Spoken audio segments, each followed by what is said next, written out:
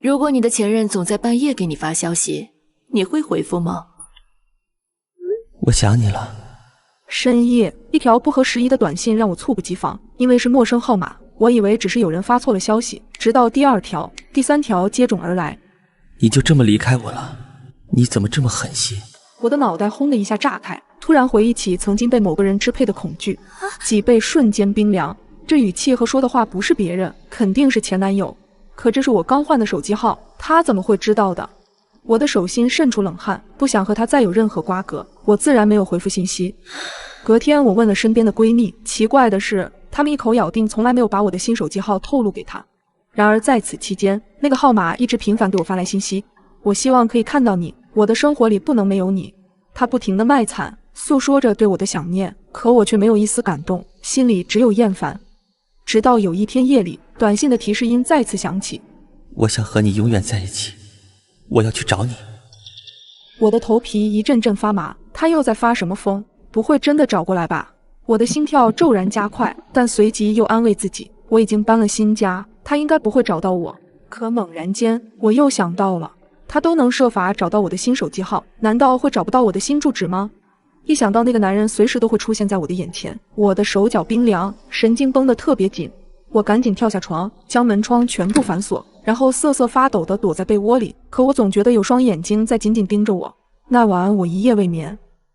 第2天一早，我立即行动起来，在我家门口和房间都安了监控，我还准备了防狼喷雾，把报警电话也设置为紧急联系人。尽管一切准备就绪，可我的心里还是很不安，整个人笼罩在恐惧的阴影里，生怕我开门回家时，那个男人会突然出现在我的身后。就这样提心吊胆地过了好几天，可自从那条消息之后，他却再也没有了音讯。转眼来到了我的生日，几个好友来家里给我庆生。在我喝的微醺时，我再次收到了一条信息：我今天很想你，要是你在身边就好了。我知道你不会回复我的信息，我只是想让你知道，没有任何人比我更爱你。愉悦的心情被前男友恶心了一把，瞬间变得很糟糕。然而他接下来的一条消息更是让我火冒三丈：你不理我也没关系，我去找你。想到前段时间的提心吊胆，压抑的情绪终于爆发，我咬牙切齿地回复道：那你来呀。消息刚发送，那个男人立即有了回应：真的是你吗？我不是在做梦吧？第2天，当我醒来打开手机时，瞬间傻眼了。那个陌生号码竟然给我打了20通电话，我心里慌张不已，颤抖地翻着昨晚的信息，他只发了2个字：等我。我吓得吞了吞口水，为昨晚的口嗨后悔不已。就在这时，门铃声突然响起，我的汗毛瞬间立了起来，小心翼翼地挪到了门口。门外竟然站着2个帽子叔叔，我迟疑了一下，打开房门：你好，请问你认识赵子路吗？帽子叔叔神情凝重地问。我仔细想了想，然后摇了摇头。帽子叔叔没说话，却很严肃地看着我的脸。我有些紧张地问：发生了什么事情？在帽子叔叔的讲述下，我这才知道了整个事情的始末。原来和我发消息的那个人并不是我前男友，而是这个叫赵子路的男生。他的女友前段时间因意外过世了，而他一直在失去女友的情绪中未曾走出来。于是赵子路经常给女友号码发消息，诉说心中无尽的想念，之前一直没有得到回应。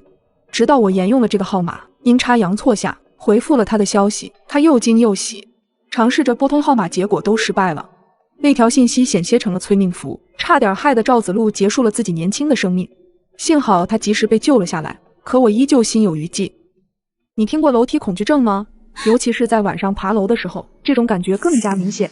那天我刚加完班，到家楼下的时候大概10点半左右了，看着电梯缓缓往24楼走去，想到马上要到家了，我整个人都松弛了下来。突然，电梯里的灯一明一灭的狂闪起来，我明显感觉到电梯开始无规则的上下颠簸，我吓得神经一下子绷紧，赶紧把电梯所有的楼层按钮都按了一遍，也同时按着电梯里的求救电话。然而等了半天，却没有任何反应。好在大概过了5-6分钟，电梯在20楼停了下来，打开了门，我赶紧冲出了电梯，瘫软的倒在了地上。缓了好一会儿，我愣是死活不敢再坐电梯了，想着还有4层就到家了，就准备从旁边的消防通道上楼。但是消防通道里的感应灯很是昏暗，我打小就有楼梯恐惧症，上楼梯的时候总感觉身后会有人跟着我，但看了眼身后的电梯，还是咬着牙走进了消防通道。然而就在我开门的刹那，突然间一个人影闪到了我的面前，我吓得脸色煞白，死死咬住嘴唇，映着昏暗的灯光，我才看清那是一个戴着鸭舌帽和口罩的男人。他似乎也愣住了，眼睛死死地盯着我，并往旁边退了一步。我暗暗松了一口气，小声地说了句不好意思，便往楼上走去。然而就在我与他擦肩而过的瞬间，我似乎发现了他衣领上有血迹。这个认知让我的脑袋嗡的一声，冷汗一下子冒了出来。我假装淡定，僵硬地继续往楼上走，而那个男人似乎一直站在原地。我隐约感觉到他的视线其实一直在盯着我，这种无限的压迫感让我差点晕厥。好在没过多久，一阵下楼的脚步声传来，我也暗暗松了口气，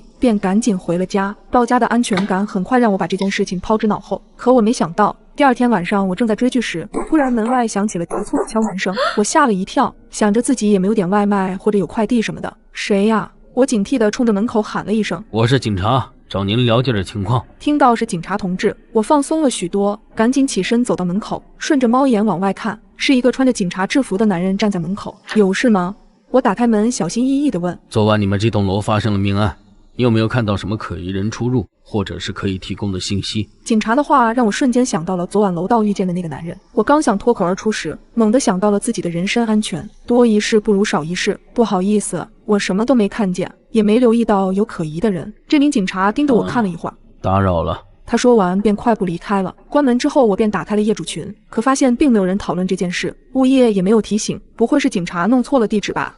然而过了1周左右，我在看电视时，恰好看到新闻上播报了杀人犯被抓获，而那个杀人犯正是那天来我家的那个穿着警服的男人。我顿时毛骨悚然，一个答案呼之欲出，所以大家切记一点，出警的话一定是2个以上的警察，不可能只有1个人来。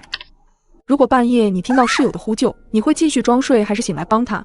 我的宿舍是8人寝，那天只有我和叶子2个人在寝室。由于天气太热又没空调，在睡觉前我就把窗户打开了。可没想到晚上发生的事情至今让我心有余悸。睡得半梦半醒之间，我突然有种莫名不安的感觉，就像有人在一直盯着我看。我瞬间就惊醒了，透过蚊帐观察了一下，直到我视线扫过床尾方向的时候，突然发现那边有一块暗影。开始我以为是谁挂在那边的衣服，但我又仔细回想了下，床头那片根本就没放东西。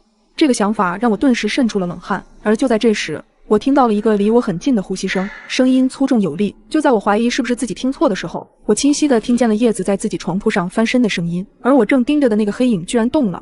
只见他缓缓移动到我的床边，此时我终于看清楚了，那是一个男人的身影，他应该是站在我床头一直盯着我看。我吓得一动不敢动，虽然是夏天，但我从头到脚都凉透了，我整个人也都吓傻了。2个弱女子的宿舍进来了一个男的，我身边就一个关机了的手机，能用来干嘛？从我醒来到发现对方，我足足盯着他看了将近1分钟。我不确定他到底有没有发现我醒了，他究竟是怎么进来的？我确认睡觉前反锁了房门，难道是窗户？可这里是2楼啊！想到这，我顿时肠子都悔青了。僵持间，我看着他缓慢地走到我床边的桌子上，拿起我放在那边的一些钱，清点了起来。我微微松了口气，他应该是没发现我醒了。我一边盯着他，一边思考着对策。首先，我手机关机，求救的话要先开手机，但开机后会有声音，绝对会被发现。不行。接着，我又想着要不要开门向其他宿舍求救，但我从床铺到大门有好几米远，门还是反锁的，中间耗时太长，万一男人随身带了什么武器，还是不行。也完全没有想过一个人单挑制服对方，我也肯定打不过。叶子还在睡觉，也帮不上忙，没办法，只能走一步看一步了。但我在害怕的时候会不自控地微微发抖，咽口水。我一边努力控制住生理反应，一边观察对方的动作。他一直在翻动着什么东西。过了好一会儿，就在我觉得自己浑身都僵了的时候，他的身影消失在我的视野范围内，脚步声依旧在宿舍内徘徊，伴随着轻微翻找东西的声音。这些声音刺激着我的耳朵，告诉我对方一直在。因为怕被他发现我醒着，也不敢转头去看那人现在在哪。不知道过了多久，声音突然全部消失了，整个宿舍一片寂静，只有叶子翻身的声音偶尔传来。他是不是走了？我鼓起勇气，轻轻转头观察着宿舍。突然，我在叶子的床边又看到了他，他直挺挺地站在那里，一动不动。刚刚想放下的心又提起来。叶子的惨叫声传来，我心里顿时咯噔了一下。趁着室友的声音，我立马爬起身，将手机开机，用着发抖的声音冲他喊：“叶子，你怎么了？有人摸我！”他的声音带着哭腔。此时我的手机已经开机了，打开灯光照向叶子的方向，就发现那个男的依旧直直地站在他床边，有可能被他的叫声吓到了。当时我也特别害怕，也完全想不到趁这个时间拿东西自卫什么的，脑袋都是空的，只想让他赶紧走，于是直接就对着那个男的大喊：“你是谁？快走！”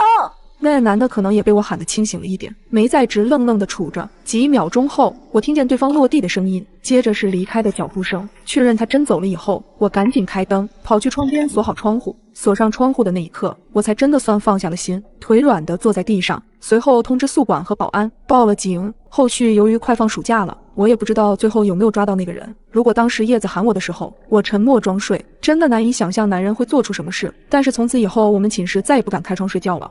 你在医院经历过最恐怖的事情是什么？1年前妈妈因病住院，我作为陪护也守在医院里。入夜，我想着帮妈妈打完水就准备回家，便提着热水壶走出了病房。走廊里格外安静，只有我一个人。一股阴风刮了进来，让我不禁打了一个寒战。我紧张的喉咙发紧，不自觉地加快了脚步。水房里只有一个人在打水，哗哗的水流声在这寂静的夜里显得有些突兀。我站在他的旁边，刚想拧开了水龙头，不经意的斜眼时，却发现那人的水壶已经满了，水溢了出来，淌在他的手背上，手背一片红肿。这可是开水，他难道不疼吗？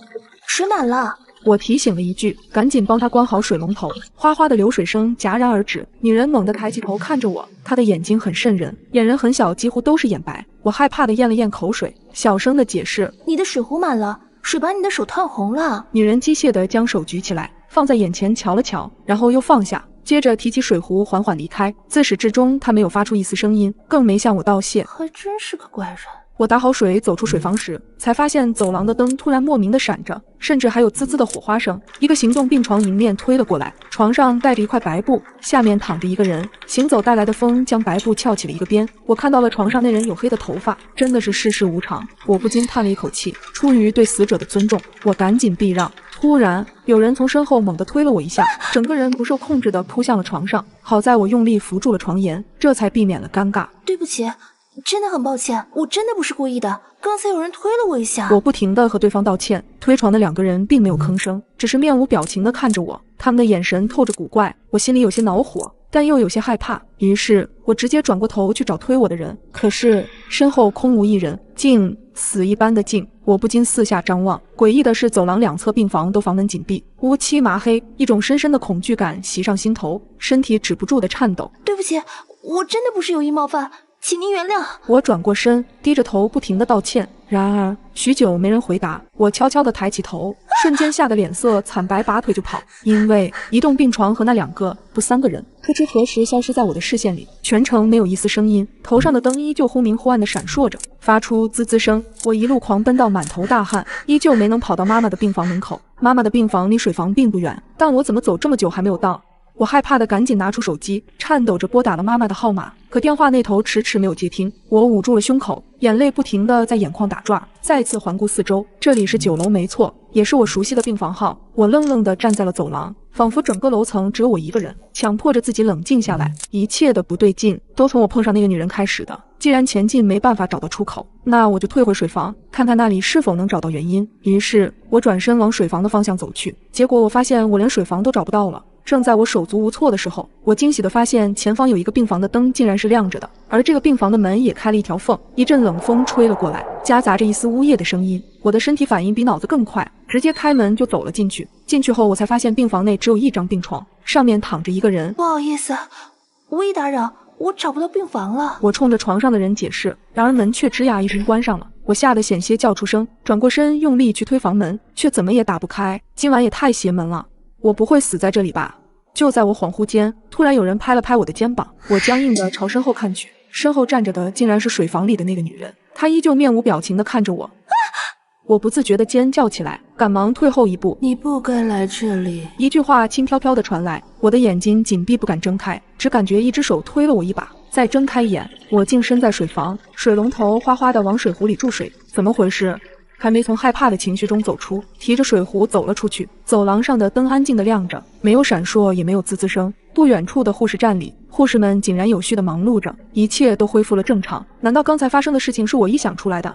就在这时，我发现不远处2个人推着一个病床走过来，床上躺着一个人，从头到脚盖着白布。一阵阴风刮过，白布被掀了起来。这一次我不仅看到了对方的黑发，还看清了他的脸，她就是水房里的那个女人。我的汗毛全部炸了开来，快步往前走去。好在这次没出什么意外，我顺利走回了妈妈的病房。你这孩子怎么这么久才回来？给你打电话也没信号。妈妈看了看手机，我去了多久？都快1个小时了，你不会是遇到什么事儿了吧？我不想让妈妈担心，没有说出刚才的经历，只是说遇到一个熟人多聊了几句。赶紧回去吧，明天还得上班。我放下了水瓶，和妈妈道了晚安，就走出了病房。之后的我再也没遇到过这种事，但是至今想起依旧心有余悸。当你洗脸闭眼睛的时候，是否和我一样总感觉有人在盯着你呢？这种感觉在我搬家之后尤为严重，偶尔还会听到人的喘息声，但每次我强行睁开眼往后看去，却什么都没有。但后来一件更可怕的事情让我从此以后活在了阴影里。因为图上班方便，我便想在公司附近租房。很快我便在网上找到了一间公寓，房间刚装修完不久，房租也很实惠，但是房东唯一的要求是女生入住，这让我有些疑惑。在看房的时候，我就问了房东，他告诉我女生比较爱干净，不像男生一样邋遢。我便没多想，果断与房东签下了合同。我自认为我的警惕性比较高，所以在搬家之后，出于安全考虑，我不但换了门锁，而且还在门口装上了可视门铃。因为刚搬新家，当晚我就喊了闺蜜小美和她新交的男友来我家玩。她的男友我也是第一次见，人看着很干练，聊天中了解到他是一名特警，看着男友力十足，我也挺为小美感到开心的。因为收拾到很晚，第二天我起床的时候发现已经快迟到了，着急忙慌地赶出家门，恰好碰到了房东拎着垃圾从门口路过。房东，你来找我的吗？哦，不是，我就住在隔壁，后面几间也都是我的房子，你有什么事儿也可以随时喊我。我不禁有些羡慕房东，每个月收租不用上班也太爽了吧。因为着急上班，没多聊几句，我便赶去公司了。但没过几天，便发生了一些奇怪的事情。首先是我的零食会莫名其妙的变少了，其次是卫生间的镜子上出现了奇怪的掌印，位置比较偏左。起初我并没有太在意，以为是我无意间碰到的，便顺手擦掉了。但最近我总感觉每天睡醒会特别累，好像每天晚上跟人打了一架。出于警觉，我还特地看了家里的可视门铃和电子锁的开门记录，都是正常的。我的精神状态越来越差，甚至总感觉我洗脸的时候，好像有个人就在旁边看着我，隐约还能听到呼吸声。但等我睁开眼看的时候，却什么都没有。闺蜜还安慰我，你太多疑了，是不是最近压力太大了？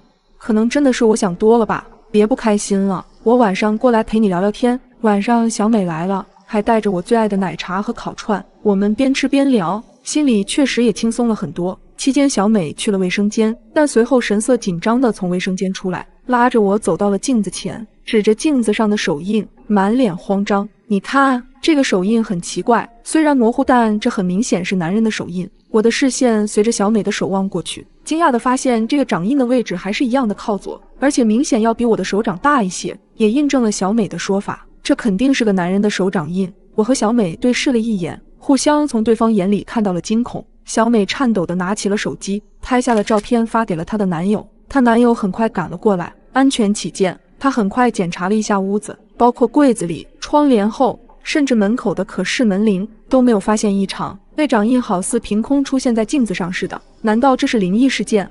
这不禁又让我心惊胆战起来。就在我们疑惑的时候，小美的男友一直注视着镜子，只见他突然用手按在了镜子上。不对，这镜子不对劲，怎么了？我哆哆嗦嗦地问他。我的手指与镜子里的手指之间没有空隙，这是一面双面镜。随后他又轻轻地敲击了镜面，声音空洞且带有回响，这更加证实了他的想法。双面镜的话，如果对面有人，他是能看到你的。随后顺着掌印，镜子竟然被他推开了。此时房东的脸赫然出现在我们眼前，他满眼血丝，好像被惊到了一样。我满脸不可置信地大喊了一声，是房东。随即小美的男友一个箭步冲了上去，把她按在了地上。小美也拨打了报警电话。事后了解到，房东经常通过改装的镜子窥探着我，甚至在我的零食里放了药，通过针孔摄像头发现我熟睡后爬出镜子侵犯了我，而且把视频还传播到了网上。可怕的是，这一切我竟然一直被蒙在鼓里。知道真相的我崩溃了。小美安抚了我很久很久，该付出代价的是那些坏人，不是你的错，不要把过错全都加在自己身上。我抱着小美痛哭出声，这个畜生最终得到了应有的惩罚。如果你被困在自己家的卫生间里，没有窗户，没带手机，你会如何脱困呢？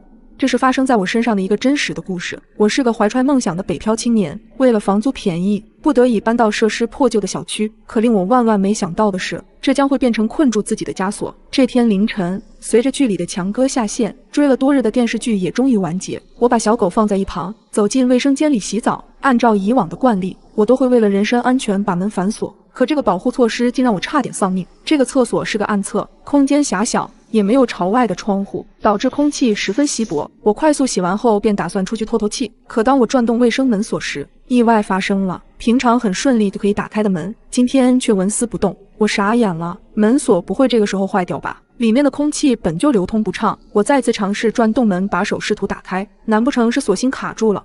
我赶忙拿起卫生间的镊子，用尖头的部分深入锁孔里拨弄，可一点效果都没有。我实在受不了，这样下去不被饿死也得被憋死。我拿起花洒就使劲往门上砸，一下两下，丝毫不见起任何作用。奇怪，平时咋不见这个门这么结实？突然，门上的一块玻璃碎片滑落，我仿佛看到了生机。我察觉到门外似乎有人，我便大声呼救，可没人应答。事已至此，我必须要采取措施。我小心翼翼地把手伸出去，摸到了门锁上插着的钥匙，用力转动，这下锁芯彻底断掉了。随着时间的流逝，我陷入到了绝望中。我平时没有洗澡时带手机的习惯，所以无法报警寻求帮助。我透过玻璃看向钟表，现在已经凌晨3点了。我只好先保存体力，待到白天再准备自救。不一会儿，我便背靠角落睡着了。第二天早上，我被事先预定好的闹钟吵醒，我开始大声呼救：“请问有人吗？能来帮帮我吗？”喊了好一会儿，我觉得喉咙有些嘶哑。而这时门外也终于有了一些动静，一户独居的中年大姐隐约听到了叫声，在门外叫道：“大早晨的干什么呢？”这个人平时脾气有点怪，不太好打交道，虽然不愿意和他接触，但毕竟他是我脱困的唯一希望。我耐心解释道：“您好，我被锁在厕所里出不去了，家里又没有别人，麻烦帮我报警好吗？”可是他却非常警惕地问道：“你一个人在家洗澡，为什么锁门？是不是在干什么违法的勾当？”我连忙解释说是自己的习惯。当解释我手机在外面拿不到的时候，大姐却怀疑地问道：“你为什么洗澡不带手机？”我一时间不知怎么回答这个问题，只好继续苦苦哀求，希望他能帮帮忙。我用尽了最后的力气呼喊着，可没想到门外只传来一句话：“你说你被困了一夜，声音怎么还这么大？我看你精神很好的样子，你别随便开玩笑。”说完就再也没声音了。大姐最终还是没有选择救我，而在那之后，无论我怎样呼救，我家附近也再没来过人。我现在又渴又饿，心里仅存的那一丁点希望也早已消失殆尽。我害怕地蜷缩在冰冷的地上，眼泪也不自觉地流，不知不觉中再次睡了过去。这时，手机备忘录响起，并把我吵醒，通知今天下午会有个快递。我顿时欣喜若狂，整整一个下午，我都趴在卫生间的门上，仔细听楼道里的电梯声，一有声音我就会大声地呼救，直到我嗓子喊哑，瘫坐在地上。快递也迟迟没到，想必是快递小哥打不通电话，就直接放柜子里了。扑面而来的绝望和疲惫感瞬间打透了我。我已经1天没有进食了，纯靠喝自来水才有一点力气。而我用着这仅存的力气，拿着花洒不断敲击着水管，不知道敲了多久，伴随着绝望，头也感觉昏昏的。我家的小狗突然开始不停地嚎叫，好像是觉察到我有危险一样，爪子也在不断地挠着卫生间的门。可现在的我连睁眼的力气都没有了，眼前一黑。再次醒来，我已经在医院的病床上了。警察叔叔跟我描述了经过，因为我家小狗焦躁不安的嚎叫，引起了楼上邻居的注意。他来到我家敲了敲房门，很快意识到了不对，便直接打电话报了警。终于，历经30个小时，警察破门而入，在卫生间里晕倒的我成功获救。回到家后，我一边喂着小狗，一边回想那噩梦般的遭遇，不禁流下了眼泪。我一度以为自己要死了，拿起了还在充电的手机，本以为失联1天多会有很多人在找我，可根本没有任何消息，就连约好去逛街的朋友也没有给我发信息，只是打了一个电话，看到没人接就没再问了。时间一天天流逝，一天晚上，我收到了一个快递，打开后里面空无一物，只有张纸条：“我正在看着你。”这不禁让我细思极恐，立刻报警，便马上搬了家。早上，我在门口看到了我家猫的尸体，旁边的单子上写着：“您的外卖到了，请记得给好评哦，是小咪。”我尖叫一声，腿吓得发软，直接蹲在地上，捂住嘴巴，简直不敢相信这个事实，后背瞬间冒出了一层冷汗。明明昨晚睡前他还睡在我的枕边，一时间难过和恐惧包裹了我全身。我下意识反身，迅速关门并立马反锁，后背紧紧贴着门，并拨打报警电话。警察敲门的时候，我正蹲在门旁边，抱着腿抖个没完，大脑一片空白。昨晚12点半，刚刚吃过安眠药的我接到了外卖的电话，那人态度急切，说是在楼下等了我快10分钟了，一直忙线，您快点下来取外卖行吗？我这还有好几个单子呢，要不您告诉我几楼，我送上去也行。我愣了一下，是不是搞错了？我没点外卖。交涉了大约3分钟后，对方骂骂咧咧地挂断了。当时我误以为是店家搞错了地址，毕竟这样的事情之前也发生过，这件事我便没有放在心上。再加上安眠药的作用，不一会儿就失去意识了。直到今早打开门，小咪的尸体就那么直挺挺地放在门口。我抽搐着讲完了所有的事情，警察点头并在纸上记录着。检查过后，门锁没有被撬动的痕迹，难道那个人有我家的钥匙？突然我想到了什么，急切地告诉孙警官，我家猫有时自己会开门的。说完，我看向不远处僵硬的小咪，眼泪啪嗒啪嗒地往下掉。昨天我好像忘记反锁了。警察拿过我的手机查看了一番，可他接下来的一句话让我全身起了一层鸡皮疙瘩。在你删掉的订单里，我们找到了你昨晚下单的外卖记录。不可能！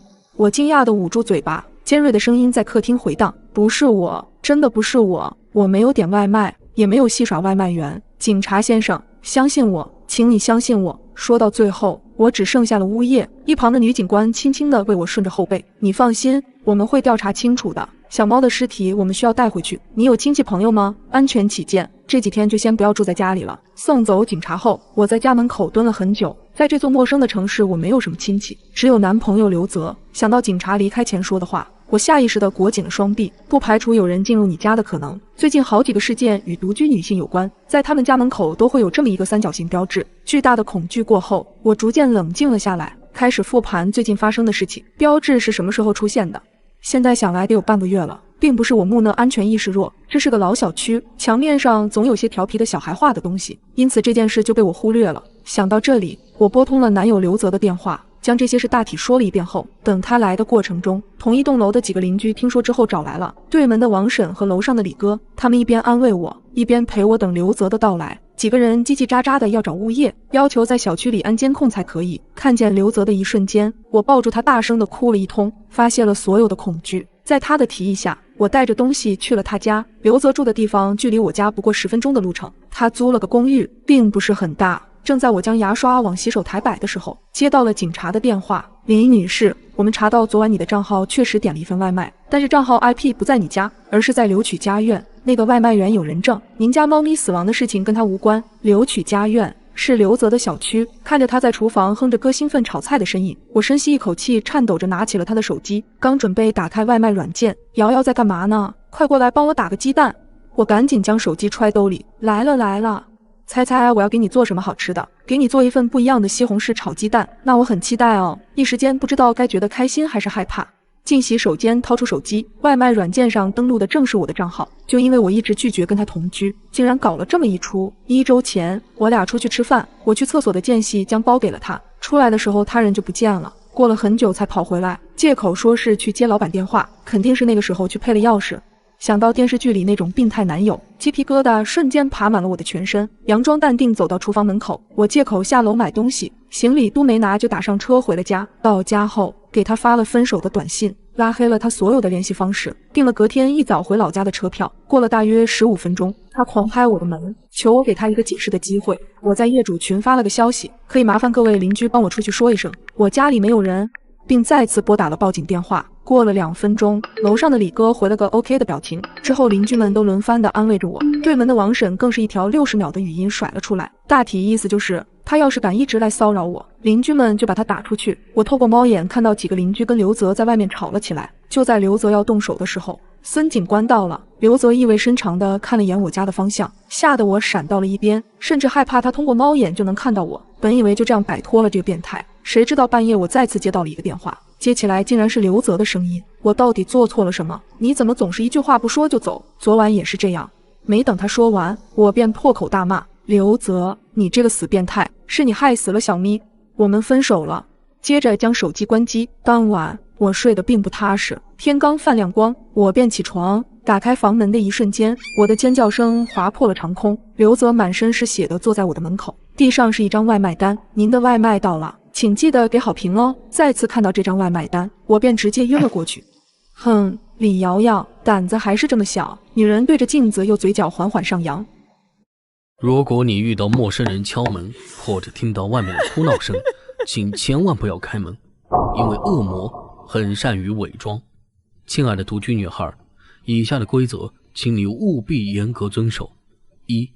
请优先选择治安好的小区居住，最好是有安保监控。入住后，请立即更换门锁，并且妥善保管好钥匙，因为恶魔会趁你疏忽的时候潜入你的家。2. 如果你家里用的是密码锁，请记得定期擦干净指纹，定期改密码，因为恶魔会在走廊的某个角落窥视着你家的密码。3.